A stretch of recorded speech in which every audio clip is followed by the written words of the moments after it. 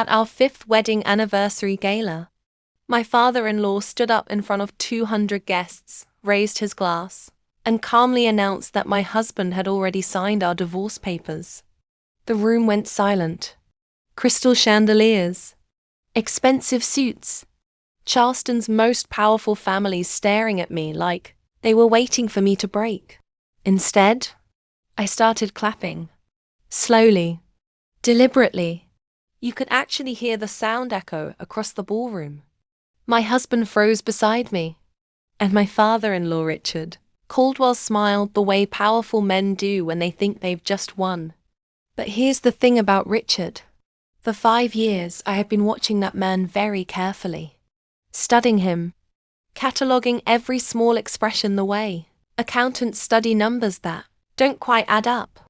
And in that moment, just for a fraction of a second, his smile slipped. A tiny hesitation. A flicker of something dangerously close to fear. That was the moment I knew. The trap he thought he had built for me had just closed on him instead. My timing couldn't be better, I said, my voice carrying across the silent room. No, Richard, I continued calmly. Your timing is perfect. Phones started lighting up across the ballroom as news alerts began appearing. Because 45 minutes earlier, the evidence I'd spent 3 years collecting had just gone public.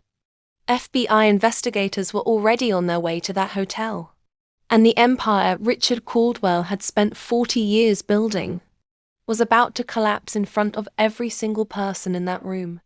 What none of them understood yet was that this night hadn't started at the gala. It had started 3 years earlier, the moment I realized my marriage wasn't a marriage at all. It was a contract.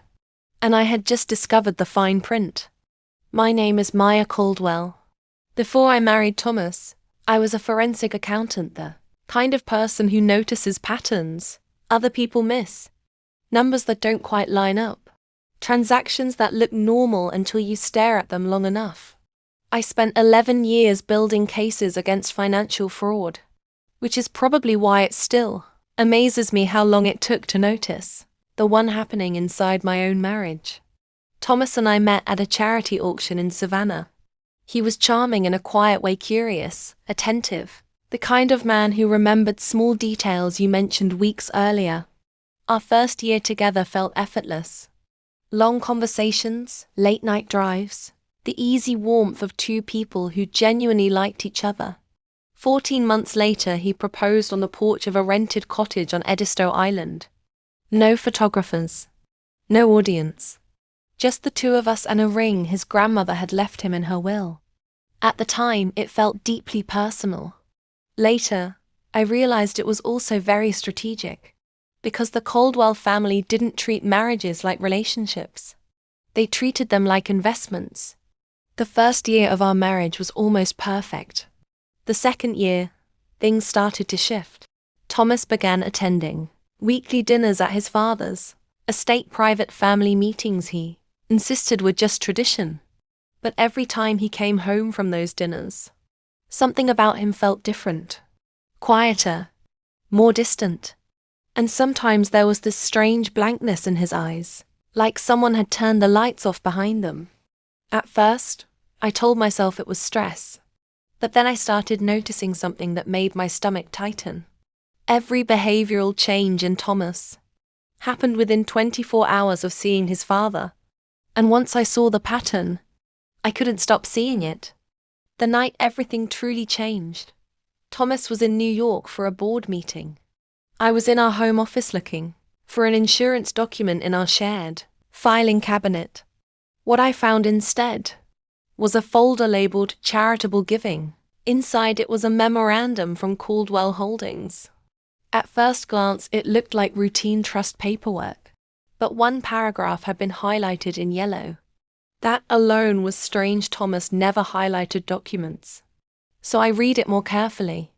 Distribution of principal assets to designated heir requires continuous marital status of no less than 5 years, with no legal separation, and full compliance with family governance standards as determined by the sitting patriarch. I read that sentence 3 times. Then I sat there staring at the page, feeling something cold settle in my chest. 5 years. Our upcoming anniversary was exactly 5 years. Suddenly a lot of things began making sense.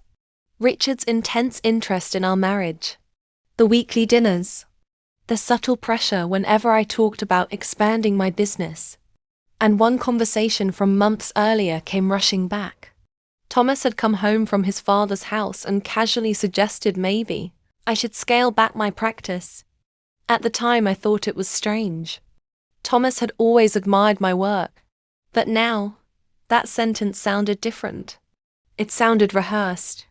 So the next morning I did what I had spent my entire career doing. I started an investigation. Not out of jealousy. Not because I thought Thomas was cheating. No, I was building a case. And once I started following the financial trail, I realized something that made my hands go completely still on the keyboard. My marriage wasn't just being controlled.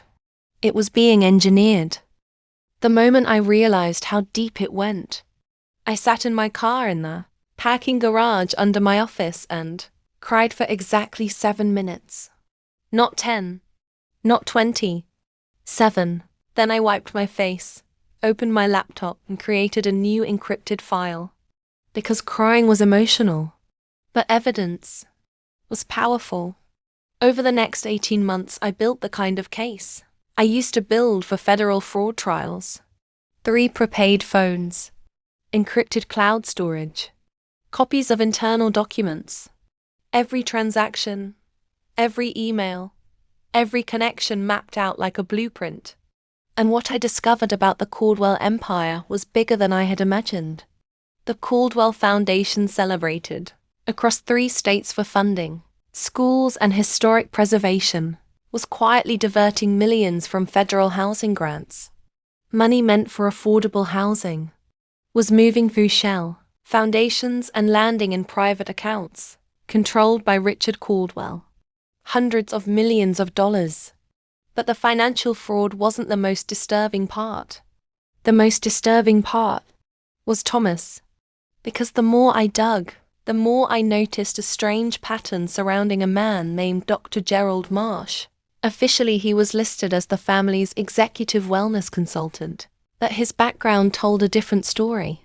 Behavioral psychology, specialization in compliance conditioning. And when I finally found records connected to Thomas, my stomach dropped. Because those sessions with Dr. Marsh hadn't started recently. They had started when Thomas was 14 years old. That's when the final piece clicked into place. My husband wasn't just being influenced by his father. He had been conditioned to obey him, which meant the man I married might never have had a real choice at all. And that realization changed everything about what I was about to do next.